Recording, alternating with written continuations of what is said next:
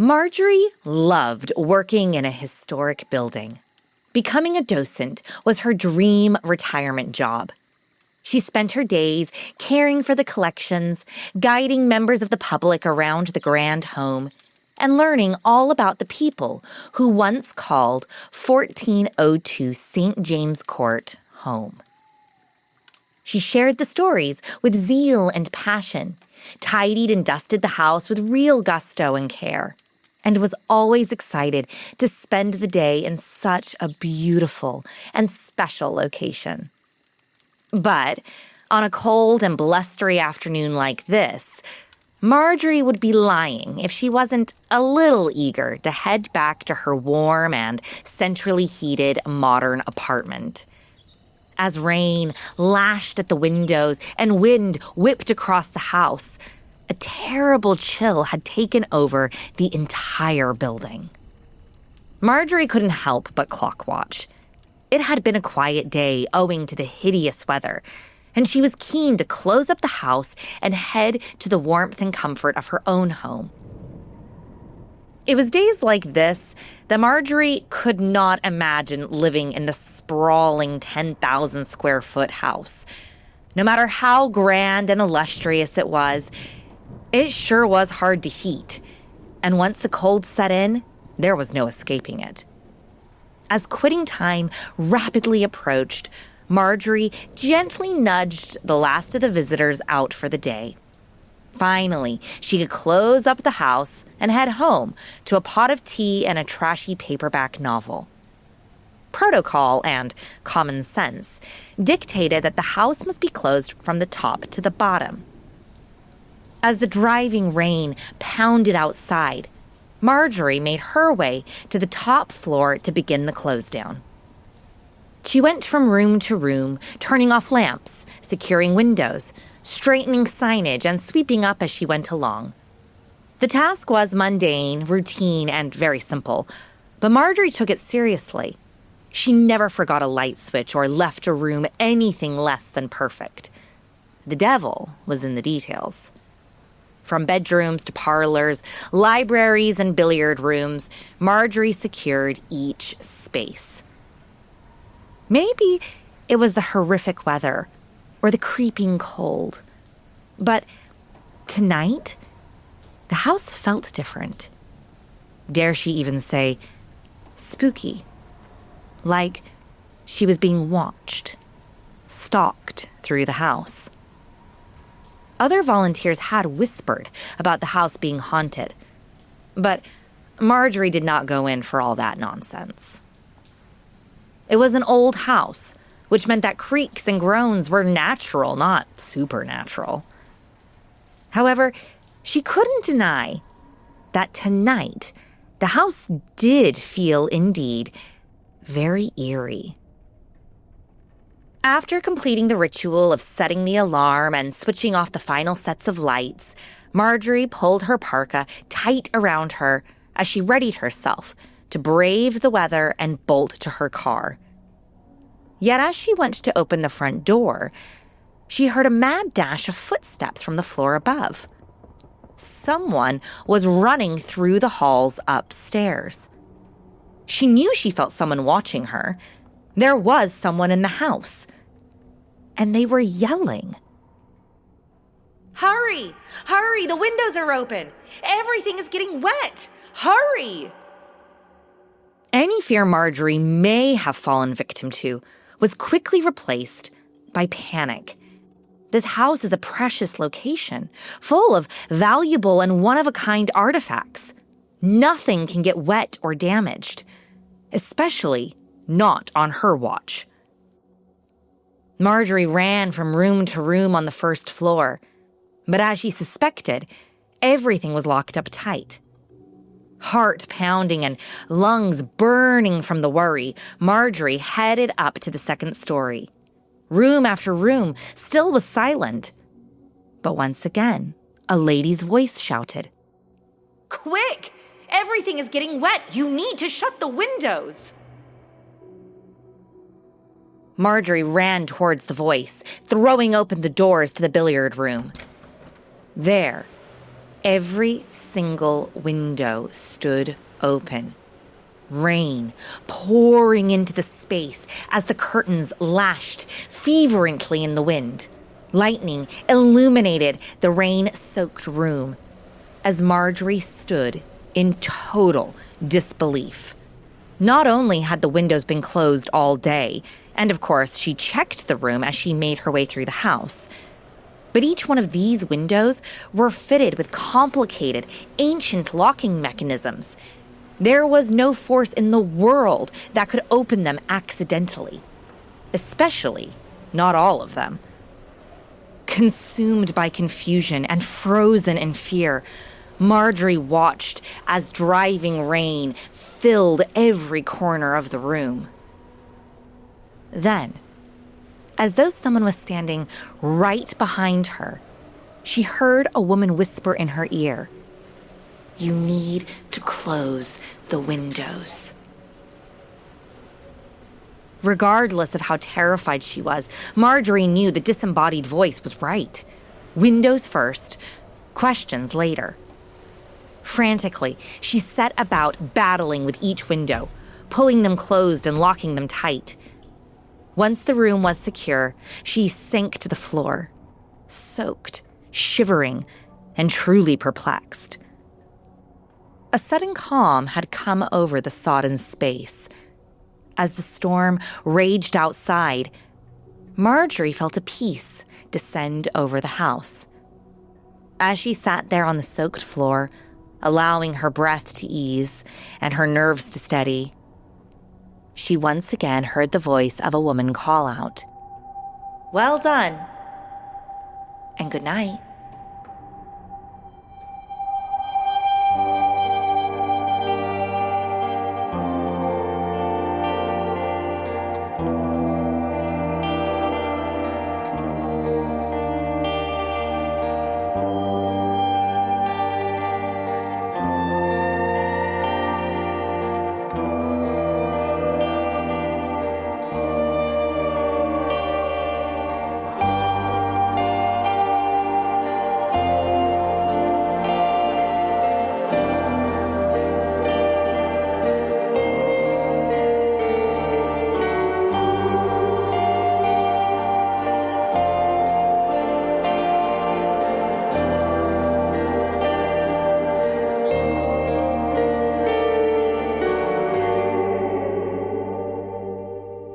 Hey friends, it's Becca.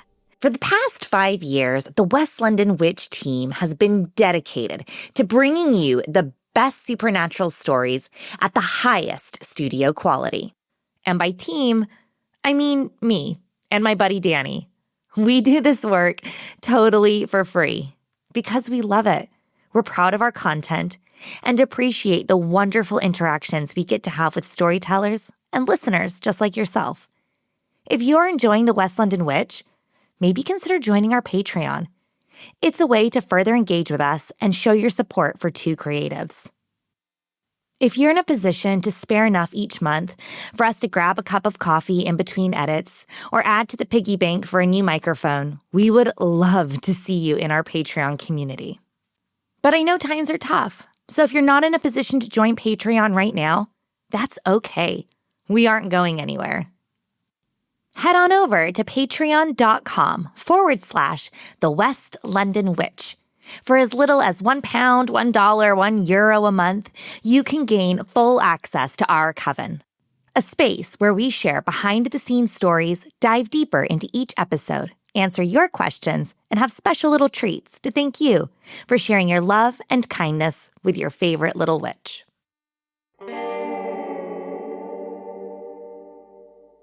Hello and welcome to episode 106 of The West London Witch, a podcast where we share stories about those moments where we find ourselves very much not alone. Today we are journeying to historic Old Louisville, Kentucky, to an extravagant mansion known as the Conrad-Caldwell House. This 1893 home, situated in the ritzy St. James Belgravia Historic District, is home to a lot more than just fancy architecture and classic collections, but also boasts 10,000 square feet of rooms, corridors, and staircases, still visited by its former staff, residents, and owners.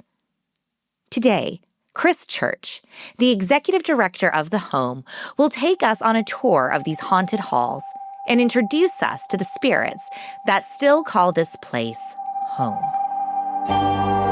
I'm Rebecca Strazina, and this is The West London Witch, episode 106, The Conrad-Caldwell House. The Conrad-Caldwell House Museum is located in the heart of Old Louisville's historic St. James Court neighborhood. Mr. Conrad lived here with his wife Marie from 1895 till his death in 1905, along with a small household staff who kept the mansion running day and night. The house is located in the luxe and radiant St. James Court in Louisville, Kentucky. The tree-lined avenues are known for the beautifully preserved Victorian and Romanesque homes that are trimmed with turrets, expansive bay windows, limestone facades, and ornate decorative trim. The homes and landscaping are elegant, refined, picturesque, and exceedingly exquisite. In a word, St. James Court, and more specifically the Conrad-Caldwell House, is decadent. The grand houses, ours included, weren't just built to impress. They were built to show that Louisville could stand shoulder to shoulder with any modern city of its time. But really, to understand why the neighborhood looks the way it does, we have to go back a few years before any of these homes existed, back to 1883. Imagine for a moment that instead of quiet tree-lined streets, you're standing in the middle of a massive exhibition hall, alive with the hum of machinery and the flicker of electric light. This was the Southern Exposition, a World's Fair-style event held right here in Louisville to prove that the South had recovered from the Civil War and was ready for modern industry.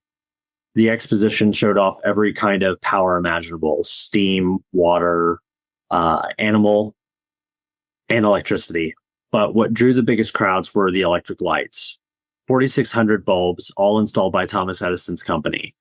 Now, this was only 4 years after Edison patented the light bulb, and most visitors had never seen electric light before. So imagine walking through these grounds surrounded by thousands of softly glowing bulbs. It must have felt like stepping into the future. In fact, there were more light bulbs here than in all of Manhattan at the time. Nearly 1 million visitors came to experience this wonder during its 5-year installation. And by the time the exhibition had ended in 1887, the site had not only made an absolute fortune for its investors, but it had greatly increased the value of the land that it sat upon. In a time when electricity was scarce, this patch of land had full electrification. After the exposition closed, the land was sold to the Victoria Land Company, which decided to turn the site into one of America's first planned residential communities. Because the exposition's electrical generators were still in place, every house built here came with electricity, a luxury almost unheard of at the time. These homes not only featured electricity, but also indoor plumbing and gas lighting. This really set the standard for what a modern, luxurious home should look like. And no expense was spared. If you wanted to build a home in St. James Court, you were required to spend at least $2,500 to $3,000 on your home. At the time, $1,000 would build you a lovely, comfortable, more than serviceable home. But the developers wanted St. James Court to be the neighborhood, a place for the rich and fabulous. These homes did, and still do, scream class, opulence, and status. And the Conrad-Caldwell House is no exception. The Conrad-Caldwell House, built between the years of 1892 and 1895, was among the very first. It cost somewhere between $3,500 and $75,000 to build, though tax records would suggest it was likely around $35,000. And that may not sound like much today, but at the time it was an extraordinary investment, equal to more than $1 million in modern terms. Its style is known as Richardsonian Romanesque, named for the Boston architect Henry Hobson Richardson. The design was bold, heavy, and unmistakable, perfect for people who wanted their homes to say, "We've made it." If you are to look at the exterior, you'll see what defines this style: rough-cut limestone, grand arches over the doors and windows, and asymmetrical towers that give the building its distinct presence. This kind of architecture was so elaborate and expensive that it was usually reserved for public buildings like libraries, courthouses, and churches.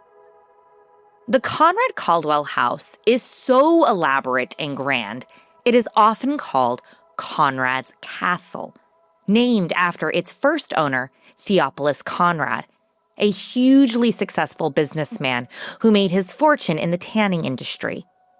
He had the house built for himself and his wife Marie as their retirement home. The Conrads moved in during 1895. Theophilus often conducted business here at home, while Mary entertained guests in rooms like the parlor or the library. 10 years later, in 1905, Theophilus Conrad died of a heart attack at the age of 73, leaving his fortune divided among his wife and 4 daughters. And the following year, Mary sold the home to close family friends William and Elaine Caldwell. The Conrads may have built the house, but the Caldwells actually owned the home longer, and it is their version of the house that you see today. William Caldwell was also an incredibly accomplished and dedicated businessman who rose to prominence due to his engineering and entrepreneurial skills. William was married to Elaine Caldwell, and together the pair had 2 children, Walter and Grace. By 1906, William was one of Louisville's wealthiest residents, and that year he and Elaine purchased the home at 1402 St. James Court from Marie Conrad. They bought it fully furnished, but decided to redecorate before moving in. Elaine and their daughter Grace took buying trips to Europe for inspiration, and with the help of a New York interior designer, they completed the look of the house that visitors see today by 1908. Elaine died in 1925. William remarried in 1930 and continued to live here until his death until 1938. After William and Elaine Caldwell's passing, the home was left to their children. But Grace and Walter had already both left St. James Court and were living in their own, smaller, more manageable homes. And they didn't want anything to do with Mom and Dad's massive Victorian mansion. So they rented the house out to a lady with the fabulous name of Vesta Lasley.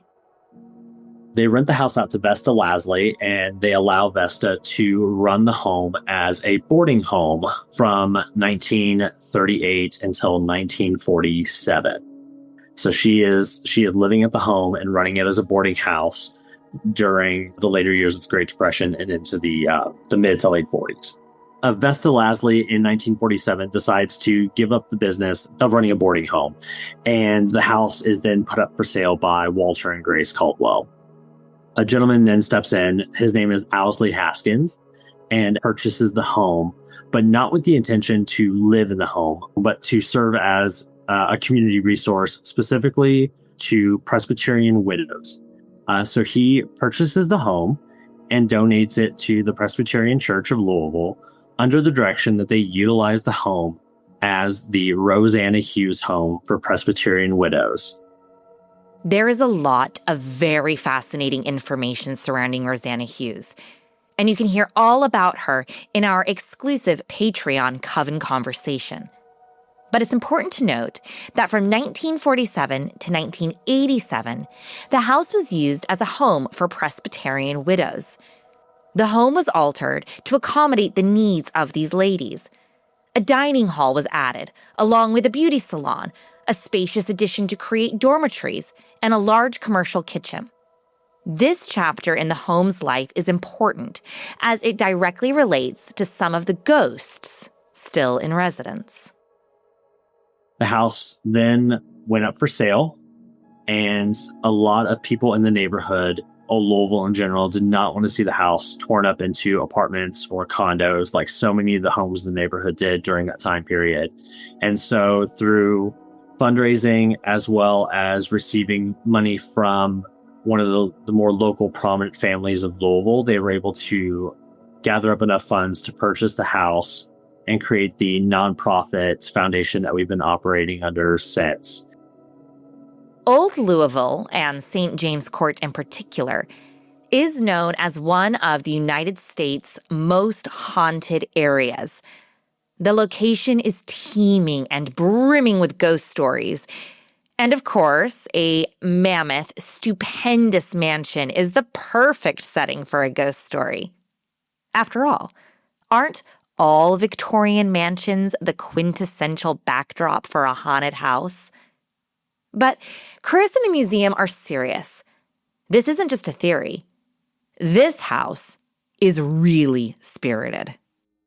We have over 43 confirmed deaths in the home from the Conrads who lived here between 1895 and 1905, and the Caldwells, 1906 to 1938, and to the widows who lived here when it was the Rosanna Hughes Home for Presbyterian Widows from 1947 to 1987.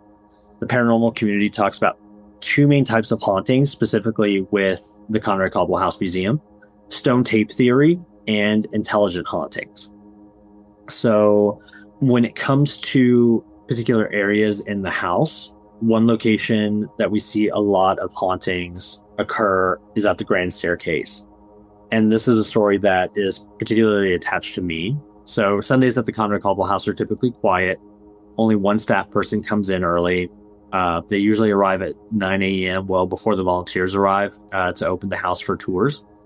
And on one particular Sunday, I came in through the back door, turned off the alarm, and I made my way through the dining room to kind of the grand entrance where the grand staircase is located. And so one morning, I decided that instead of going to my office, I would go to those chairs and sit down and plop down with my laptop and answer emails. The house is silent, no volunteers, no guests.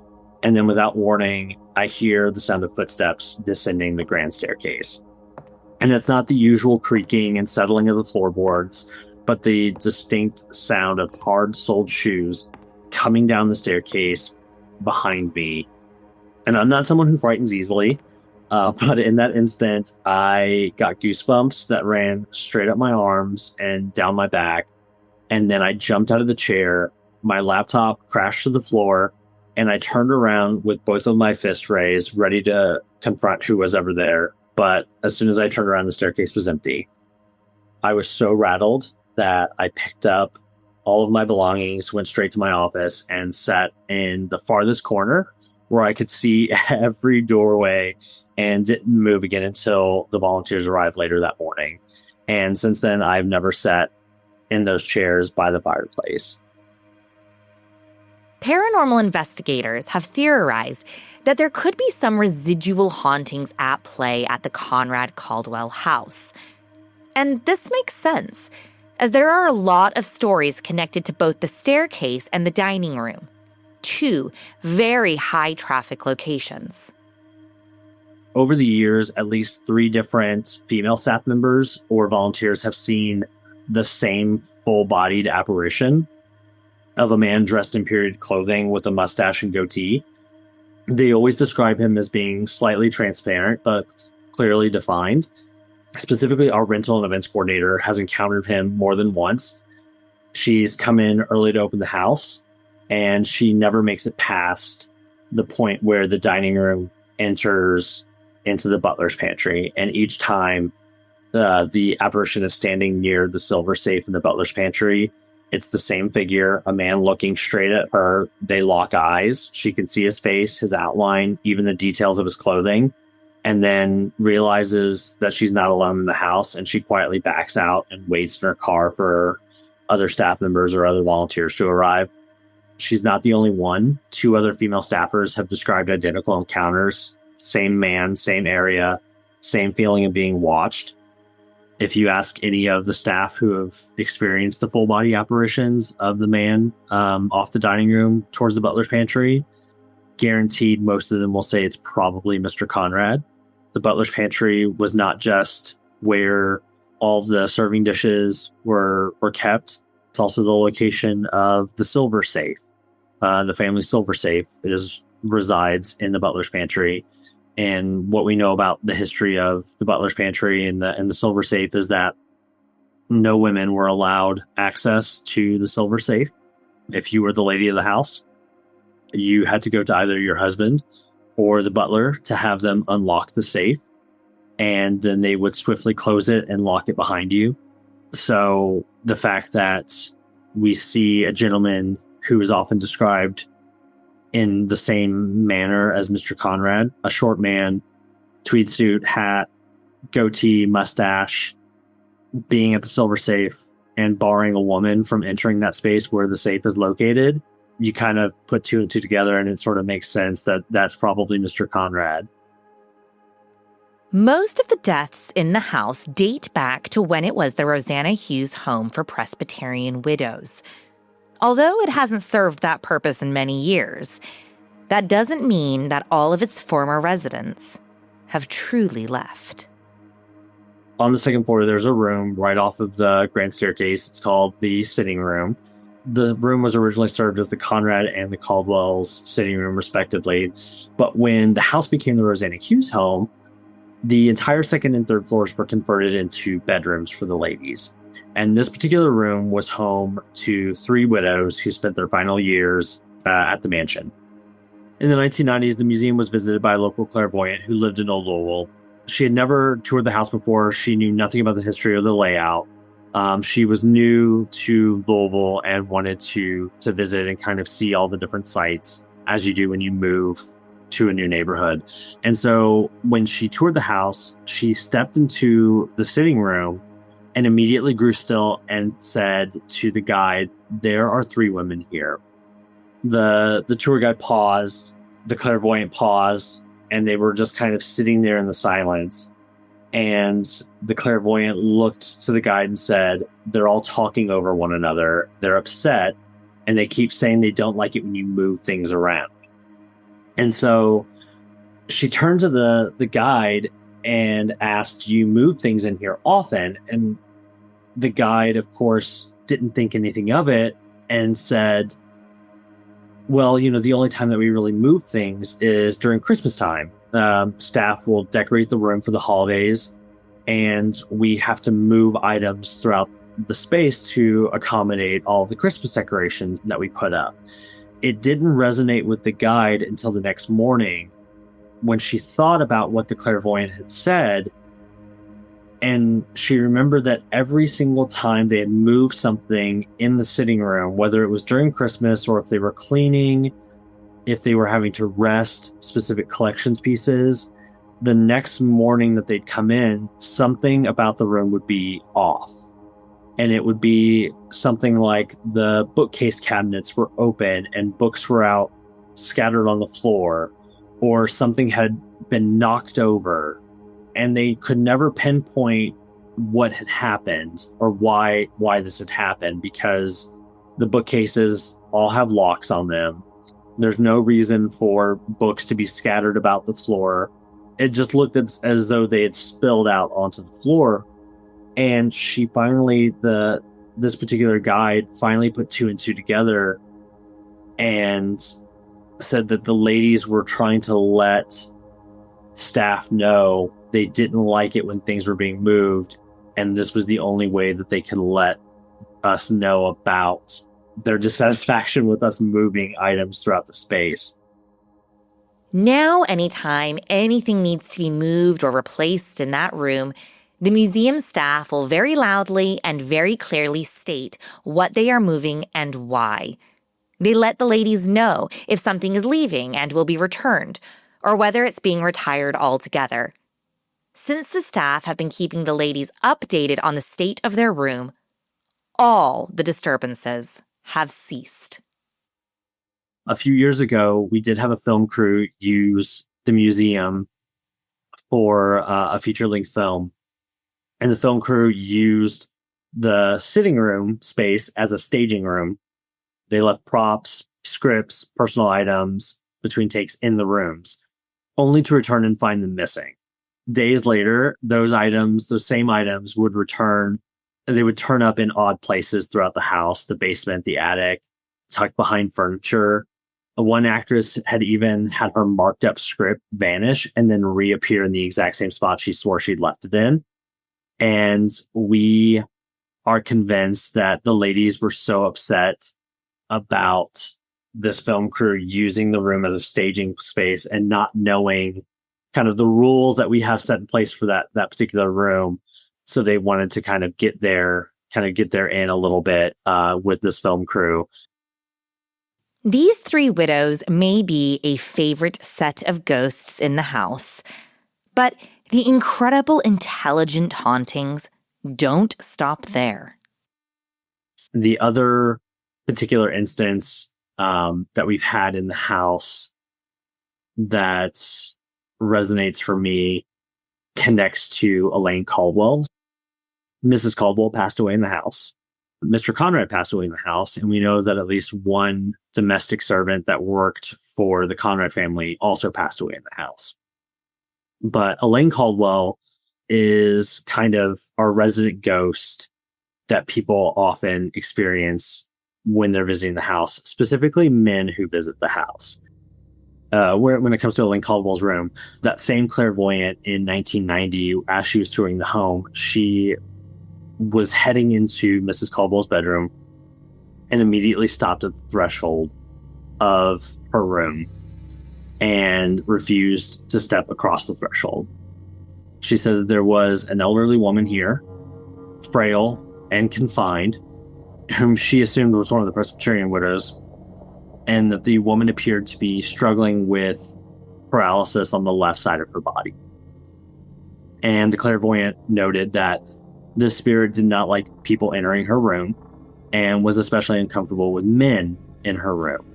And she said that the woman's energy felt defensive, even territorial, as if she wanted the room to remain her sanctuary. At the time, in the 1990s, it was just assumed that this female spirit was one of the Presbyterian widows. However, many years later, during further research into the Caldwell family, it was discovered that Elaine Caldwell had suffered a series of strokes prior to her passing in 1925. The second stroke she suffered actually left her completely paralyzed on the left side of her body.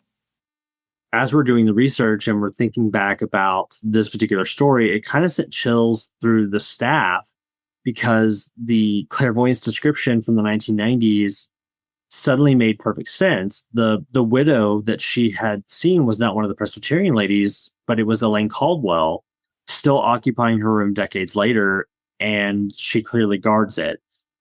Over the years, we've had numerous male visitors who come and tour the house and report feeling unwelcome in the room. Some refuse to enter the room entirely, saying it feels as though an unseen force is pushing them back or watching them. Others describe a heaviness in the air, a sense that they've intruded somewhere private. I was present for this a few years ago. We had a small paranormal group that wanted to come to the home. We allowed them to come in to conduct an experiment, and they brought with them a device called a spirit box. At first, their session seemed routine with basic questions, but as the questioning continued, the investigators' tone shifted. They began asking increasingly disrespectful questions, specifically about Mrs. Caldwell's husband, about his decision to remarry after her death, in particular about the fact that he had married the family's former housekeeper. But as this paranormal group was kind of running through their questions, it all started to become a little bit more disrespectful bit by bit. And we are fortunate enough at the museum that certain volunteers are members of the Caldwell family. Two of them are the great-granddaughters of Elaine Caldwell and William Caldwell. And this particular family member was with us during the investigation. And as the questions became more and more disrespectful, you could kind of see the writing on the wall, or the writing on this particular family member's face, about how uncomfortable it was making her. And so right before we intervened, to let them know that their line of questioning was disrespectful, the static suddenly cut through with a woman's voice, clear as day, and said, "Get out." And immediately after, the paranormal team froze, and within seconds they had packed up all their equipment, they had apologized profusely, and they left the house. And we don't know whether it was Elaine kind of feeding off of their line of questioning, or feeding off of our raw emotion on how we were feeling based off of the line of questioning. But it was clear as day, a woman's voice, "Get out." We cannot discuss the ghosts of the Conrad-Caldwell house without recognizing Mr. Conrad himself. Mr. Conrad was one of the 43 confirmed deaths in the house, and although he died in his bedroom, his tragic demise actually began on the basement steps of his castle. On an evening in February of 1905, Mr. Conrad had dismissed his manservant for the night before heading downtown to the Galt House to attend a lecture on French history. He told his servant that there was no need to stay late, and that when he returned home, he'd take care of the furnace himself. And that's what he did. So later that night, he came back to the house. He walked down the hallway and went down the basement steps to stoke the coal furnace for the radiators. And on his way back up, he suffered a massive heart attack. He managed to compose himself long enough to climb the stairs through the hallway and make it up to the second floor to his bedroom, where his wife, Marie, found him halfway out of an open window trying to catch his breath. Marie helped her husband into bed and sent their household staff out to fetch a doctor. However, every doctor they called was already out attending to other patients. Marie curled up into bed with her husband, and as their daughter watched on, Mr. Conrad laid his head on his wife's shoulder and took his final breath. A tragic and unexpected ending to a very full and successful life. Since that night, the hallway, the back hallway and the staircase have always made everyone uneasy. Staff and volunteers often say it feels like someone's behind them, either watching or walking closely behind them as they climb the stairs. And no one, myself included, likes to make the trip up the basement steps alone. Some say the sensation is just the power of suggestion. The knowing that he had suffered the heart attack there, and that's what had done him in. Others believe it's something more, like a trace of energy from that final moment of him trying to get up those steps. We have discussed the stone tape theory multiple times before on the West London Witch. And it's important to note that the Conrad-Caldwell house is made entirely from Bedford limestone. There are several staff members who wonder if the hauntings are connected to the house itself, replaying these moments of heightened fear and emotion. However, that does not necessarily account for the intelligent, reactive activity, like the ghost lady calling out for help as the windows were left open, or the lady's reaction to their room being rearranged. But that's what makes this house so unique. It has a little bit of everything.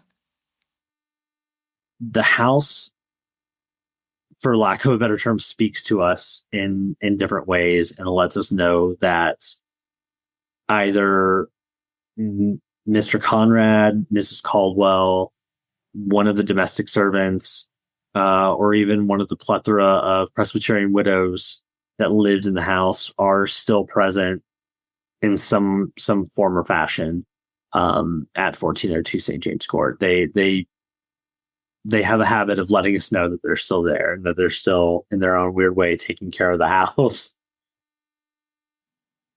The Conrad-Caldwell House Museum is open for all to come and visit.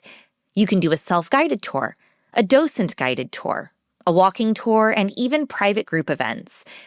This haunted historical gem is a true treat to behold and is a bucket list location for any paranormal investigator or enthusiast.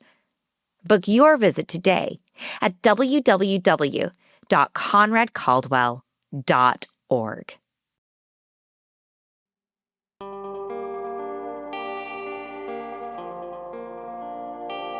Do you have a spooky story you'd like to share? I'd love to hear it. Drop me an email at thewestlondonwitch@gmail.com or find us on Instagram and Facebook at The West London Witch. If you enjoyed today's episode, don't forget to subscribe, rate, and review. And come and follow us for additional content on Instagram and Facebook. Until next time, merry meet, merry part, and merry meet again.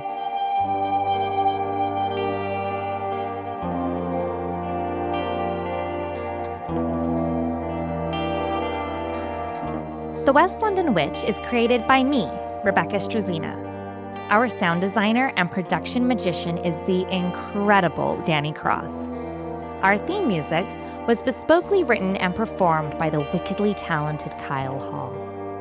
Our cover art is the beautiful collaboration between Lizzie Wilson and Jake Bowser. Special thanks to Miss Sinead Bowers, our quality control and biggest cheerleader.